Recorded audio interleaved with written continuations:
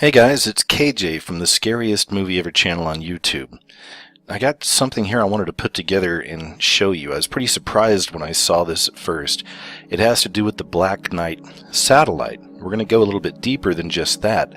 This actually is going to be covering a subject I've covered here on my channel for years now, and that has to do with the coming alien deception, the Great Deception. The Pepsi Corporation recently put out this short film called The Black Knight Satellite Decoded. I'm going to get to that in just a little bit, and it's really startling stuff. Before I do, let's talk a little bit about the Black Knight satellite itself. According to monitoring agencies around the world, the Black Knight satellite has been transmitting radio signals for over 50 years now. The US and Soviet Union have shown particular interest in this identified space object. Rumors are that it was Tesla, the scientist Tesla, was the first man to intercept a signal from the Black Knight satellite in 1899 after building a high-voltage radio device in Colorado Springs. In 1957, Dr. Luis Corrales of the Communications Ministry in Venezuela photographed the Black Knight while taking pictures of Sputnik 2 as it passed over Caracas. The story of the Black Knight made its media debut in the 1940s when the St. Louis Dispatch and the San Francisco Examiner wrote about the satellite on May 14, 1954. The Time magazine wrote about the Black Knight satellite on the 7th of March, 1960. And in 1957, an unknown object was seen shadowing the Sputnik 1 spacecraft. According to reports, this unidentified object was in a polar orbit. Now, it's important to understand, as far as official stories go, that the United States nor the Russians in 1957 actually possessed the technology to maintain a spacecraft in polar orbit. The first polar orbiting satellite was actually launched in 1960. So polar orbits are often used for Earth mapping, Earth observation, capturing the Earth as time passes from one point, and reconnaissance satellites. This would put the Black Knight in the category of an observational satellite. In the 1960s, the Black Knight satellite was located once again in polar orbit. Astronomers and scientists calculated the object's weight to be over 10 tons, which would be at that time the heaviest artificial satellite to orbit our planet. The Black Knight's orbit was unlike any other object orbiting the Earth. The Grumman Aircraft Corporation gave much importance to this mysterious satellite. On September 3, 1960, 7 months after the satellite was first detected by radar, a tracking camera at Grumman Aircraft Corporation's Long Island factory took a photograph of the Black Knight satellite. The Grumman Aircraft Corporation formed a committee to study the data received from the observations made, but nothing was made public. In 1963, Gordon Cooper was launched into space. On his last orbit, he reported seeing a glowing green object in front of his capsule in the distance moving towards his spacecraft. The Muchia tracking station in Australia, which Cooper reported the object to, picked up this unidentified object on radar traveling east to west. It was a ham radio operator who apparently decoded a series of signals received from the UFO satellite, and he interpreted it as a star chart centered on the Epsilon Boots star system. According to the decoded message, the Black Knight satellite originated from the Epsilon Boots star system 13,000 years ago. On August 23, 1954, the technology magazine Aviation Week and Space Technology released a story about the Black Knight satellite that really angered the Pentagon, who were trying to keep the information secret. NASA has released official images which apparently show the Black Knight satellite. Now, NASA itself, of course, can't be trusted with a lot of things. There's tons of symbolism all around NASA and a lot of their emblems they put out. There are plenty of really in-depth breakdowns on NASA and the symbolism you can find. I've done several videos on this myself. Just going to show you the basics here, but as you can see right there, there's the ring of Saturn. So we go back to Saturn, back to Satan, back to Saturnalia cults, and of course the obvious forked tongue. It's the red thing right there. It's a massive forked tongue. Okay, so once again, I don't trust everything that comes out of NASA, but it's still important to see what is coming out of NASA or what's coming out of any of these, so-called, official agencies. Because whether the information is true or not, what you're finding is their agenda. You're finding their narrative, what it is that they want you to believe, what they want you to see. So of course it's interesting that NASA is putting out these images of the Black Knight satellite, right? So once again, whether you believe or not, whether you trust NASA or not, it doesn't matter. This is what they're putting out. This is what they've been putting forward for a long time. And now we see this Black Knight satellite becoming potentially a major player. And now we find this Black Knight satellite potentially becoming a major player in this coming deception. So this right here is from UsherDaily.com, and of course that has to do with the musician Usher. So it's interesting because they chose Usher to actually do some of the music, but he also does the narration throughout this video that Pepsi did concerning the Black Knight satellite. And what's interesting about it, of course, is the name Usher. He's ushering this in. Let me go down here and I'll show you what I'm talking about. So here's the poster. Where will you be when the world unites? Black Knight Decoded. Soundtrack by Usher. Miracles, of course, right? Black Knight Decoded follows the journey of a father and daughter on their quest to decode the radio signals transmitted from the Black Knight satellite. With the help of their friend Anna, they seek to unite the world in anticipation of the Black Knight's revelation on Earth. I think it's interesting they choose that phrase too, for the revelation on Earth, right?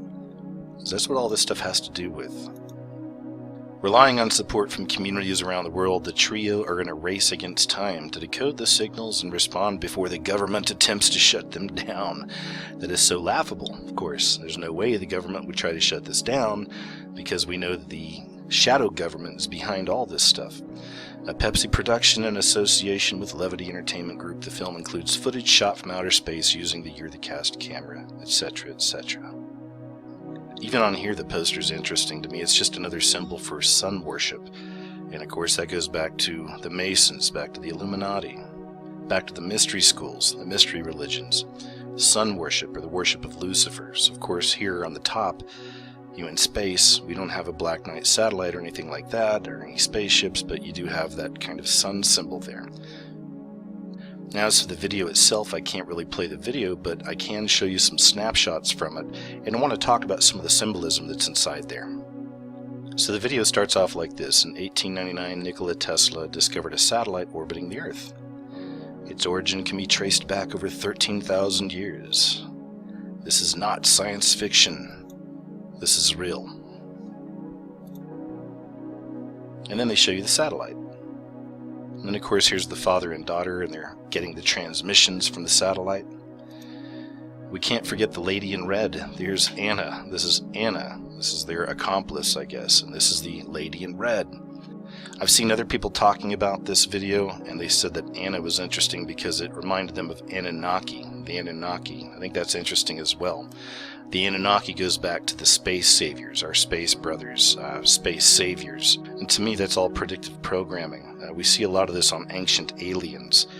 This is the lie that's going to be sold to humanity. The idea that we were created by these space aliens, by these space saviors. And it'll literally turn religion or even faith completely on its head. There's going to be millions of people that buy this whenever it happens. Alright, now it starts getting really interesting. So I noticed some symbols here. If you look at this one right here in the background, just look over the man's shoulder.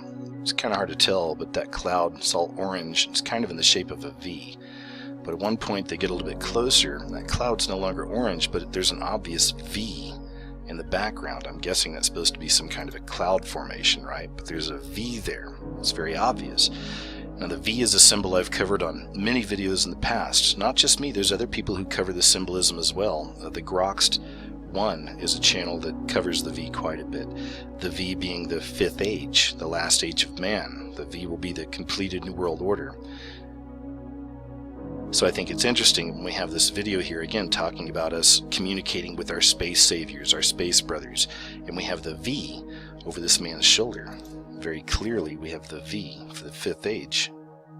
Something else that's really interesting, the images that they show you here that they've created of the Black Knight satellite. This Black Knight satellite looks a lot more like an eye, doesn't it? Looks a lot more like a huge eye floating in space. And that should be no surprise. Once again, this is the obvious stuff. That is the all-seeing eye. It even looks a lot like this, doesn't it? Looks a lot like the Eye of Horus. Go back to that and see the resemblance. And that's no mistake. This is the all-seeing eye of the beast system that controls the world from the shadows. So as the video goes on, all these different countries start trying to communicate back to our space saviors, back to our space brothers and sisters.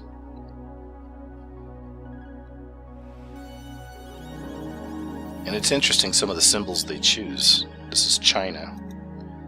Then they go to Cancun, Mexico. Cancun's is interesting. Look at this. To me, it looks like the Large Hadron Collider around there. You've got the spiral in the middle, and also the sun symbols all around. More sun worship.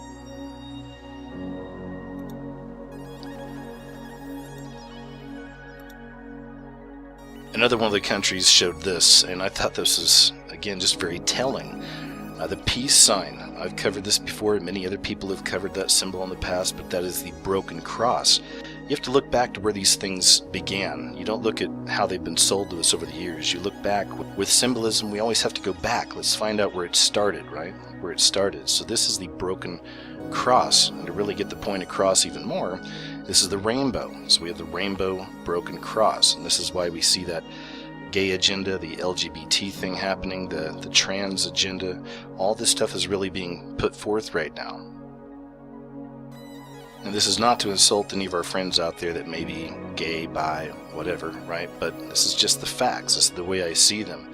That this trans agenda and all this is very much anti-God. It's a slap in God's face. It's like God made you to be a man, but all of a sudden you're like, nah, I feel like being a woman, or vice versa. To me, again, it's just a slap in the Creator's face.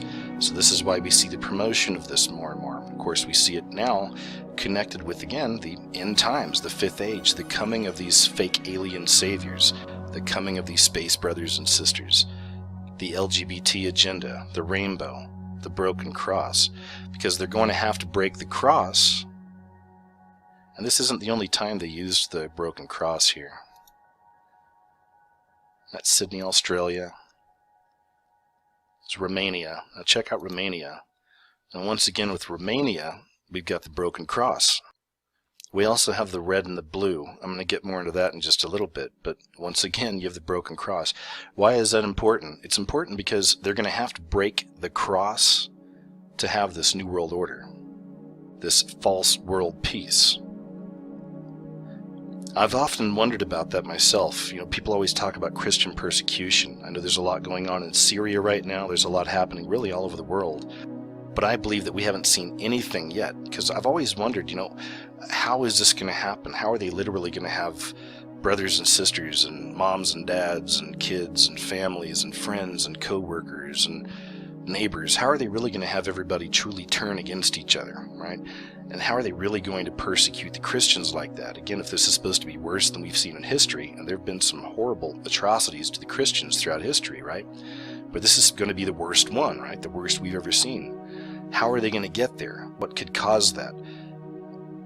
Now, of course, we're constantly seeing all kinds of, false flags and hoaxes and things like this, and all these different things that are arranged, order out of chaos, right? This is what they're trying to create. But still, how are they going to get to that end game where it's truly people are on the hunt for Christians trying to take them out? And this is just my belief, just my theory, but I believe that that's what all this is going to have to be about, the broken cross, the alien visitors. Because once these things come down, once these things are revealed, it's going to be a game changer for a lot of people, and they're going to use it to destroy what's left of religion, what's left of faith. They're going to use it to destroy your belief in Jesus, your belief in God. A good example of what I'm trying to explain to you was in the movie Paul. Okay, and I've covered that movie in the past as well. It's been a major example of this predictive programming, understanding the nature of symbolism in films. We can pick these things apart. I mean, right here, there's a lot of things going on just in this picture alone. You see right there on the right-hand side, or on your right-hand side, there's the sunflowers. Now again, that's more sun symbolism, more sun worship. And if you were to watch this movie, you'll see this stuff throughout the entire film. Not every movie is like this, but there are some that are just really obvious, and Paul was one, because Paul is all about this alien predictive programming, right? More of that alien savior stuff. As I said, this is a classic example. In the movie, as you can see right here around her neck, she's wearing a cross. So she's this, of course, dumbed down Christian character, right? This really naive Christian lady, right? But then she meets Paul. She meets the alien Paul. So throughout the movie, her story arc is her essentially abandoning her Christianity, abandoning her faith, and believing in Paul, believing in the alien saviors. So throughout the movie, she starts, quote, sinning more, right? Just kind of saying, oh, whatever, I'm going to do what I want now, right? So it should come as no surprise that we have the obvious one-eye symbolism in this film as well with this character. I mean, look at the shirt, too. This is the way that they represent Christians. It's Evolve This. It's a picture of Jesus with a pistol blowing Darwin's brains out. Nice, right? But again, you can see that agenda. You can see that narrative they're pushing. This is what they want to happen to all Christians, and I think it's going to happen to a lot of people. When these things come down, it's going to be a game changer, and I genuinely believe that millions of people are going to fall for this deception. And I also believe that a big part of this deception, again, is breaking that cross. It's getting rid of the Christians, right? So moving on throughout the video, there's Warsaw, Poland. It's putting some stuff together. We got Russia. It's putting this together right here. In Las Vegas, we got this. That's right. A couple more broken crosses, right? The eyes are the broken crosses.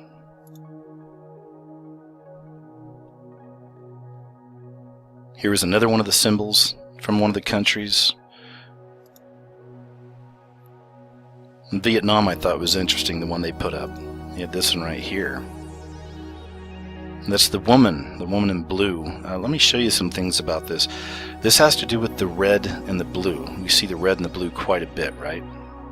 I've covered the red and the blue in other videos in the past and its significance to Freemasonry. So to get really deep into the red and blue pillars, or the pillars of Hercules, it would take a long time. Like I said, I've covered this before. Many others have covered it as well. But you see this color code combination coming up in all kinds of things. It's always with the red and the blue, right? And we see this red and blue once again, especially around a lot of these occult societies and a lot of these connections with the Masons or even the secret government. You may have seen this picture before. It's fairly famous, but if you look closer at the lady in blue's belt buckle right there, we have the obvious, right? We have the Matrix. Remember the Matrix. You know, what are you going to choose? Are you going to choose the red, or are you going to choose the blue? You see it in Red Bull. You see it all over the place. You know, the red or the blue. The NBA, two sides, right? Two sides, the red or the blue. Even the Department of Education, two sides, right? The red or the blue. Chevron. I mean, this stuff just goes on and on and on. In tons of corporate logos, you'll find this stuff. No Child Left Behind, remember that? So again, we have the red and the blue. A lot of movies show this. This is Captain America, Civil War. Whose side are you on? That is the question. Whose side are you on? It's the red or the blue. So this is where I go a little bit beyond just the pillars. Like I said, now there's a lot of different meanings behind a lot of different symbols. A lot of these things can be broken down in different ways. But when I see the red and the blue like this, and especially associated with the woman in blue, so going beyond the Freemason pillars, the Red Lodge and the Blue Lodge, I believe the red and the blue is also significant in this way right here. It's the two women of Revelation. So you have the harlots, a false, unfaithful religious movement, which is the red, and then you have the pure woman, God's faithful church, which is the blue. And we see examples of the harlot, right? The harlot riding the beast. We've seen this before, so you know what this is. There's Katy Perry, of course. The harlot on the beast. The harlot. And we see the symbolism also all over the place. Again, here's the harlot riding the beast.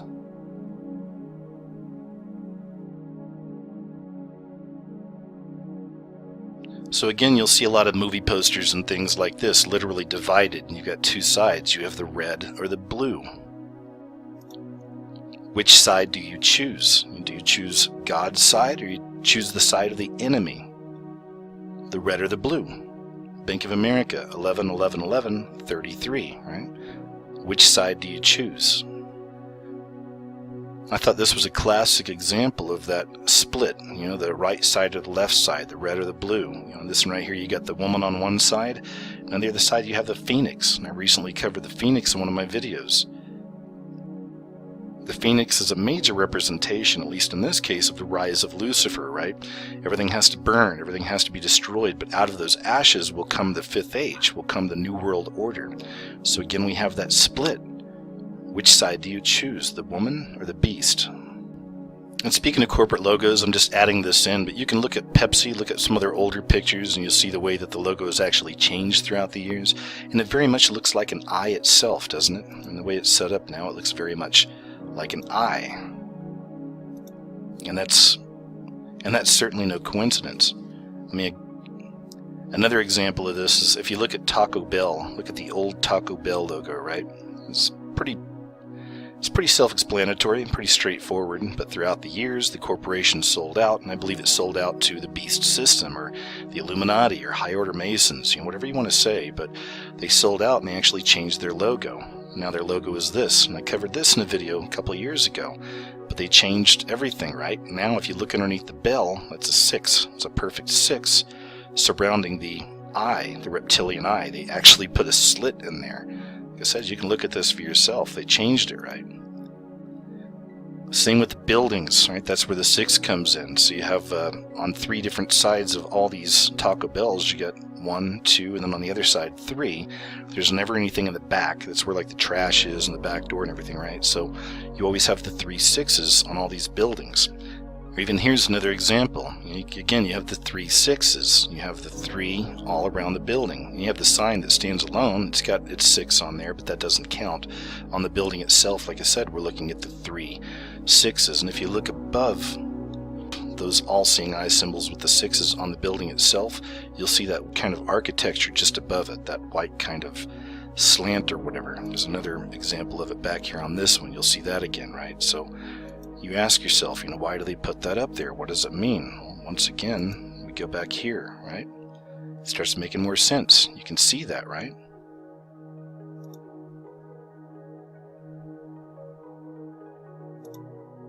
And there you go. And this is how they put it right out there before your very eyes, but again, so few people see. It's one of the reasons I won't eat Taco Bell anymore. I try to stay away from some of these obvious places like this. Because to me, when I see these symbols around a building or corporation or whatever it is, that's poison to me. It's danger. That's what it's telling us. I know your crunchy tacos and all this taste really good, but again, this is poison. This is the way I see it. This is poison. They're warning you. They're telling you right there, we are a part of the beast system. But hey, we got 99-cent tacos, so why not, right? As I mentioned earlier, the channel, The Groxt One, this man's name is Mark. I consider him a friend here and even a peer on YouTube. We've been friends on YouTube for years, you know, occasionally sending messages back and forth and things like this. But Mark's covered the woman in blue quite a bit as well, and he shows it more as like a rapture event, as the woman escaping. I think that's very interesting as well, especially considering where we find the woman and what it's connected to, right? Because if this is the great deception, if this is really what it's all about, and if the phoenix needs to rise from the ashes, we know there's some really bad things coming. But this is our escape, right? The woman. But of course, that once again goes back to, what do you choose? Do you choose the red? Do you choose the blue?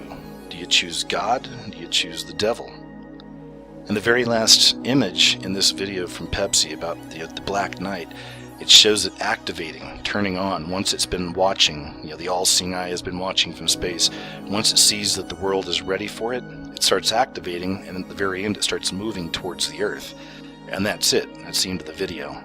As I said earlier, I've covered this subject for a couple years now on my channel. It's about the Great Deception, the Great Coming Deception. I believe it's going to be aliens, but I believe these are actually the fallen angels. This is the enemy we're dealing with.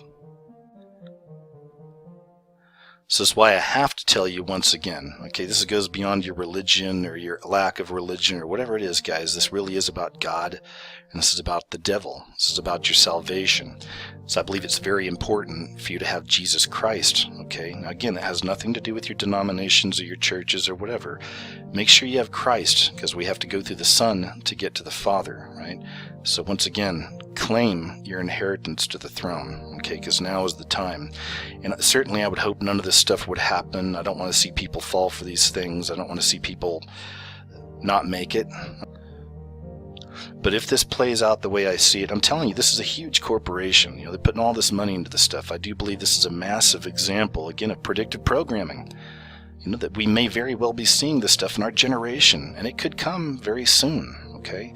And whether it does or whether it doesn't, whether it's tomorrow or it's 5 years from now, just be prepared. Just be prepared. That's all I'm hoping for you, is just be prepared. And by being prepared, I mean accepting Jesus Christ as your personal Lord and Savior, getting that connection to God, and making sure you have that connection so you can have the Holy Spirit with them. You can be guided, and you can have the discernment to see these things for what they really are. So I'll leave you with that. Thanks for checking out the video, guys. Stay aware out there, take care of yourselves, and I'll talk to you real soon.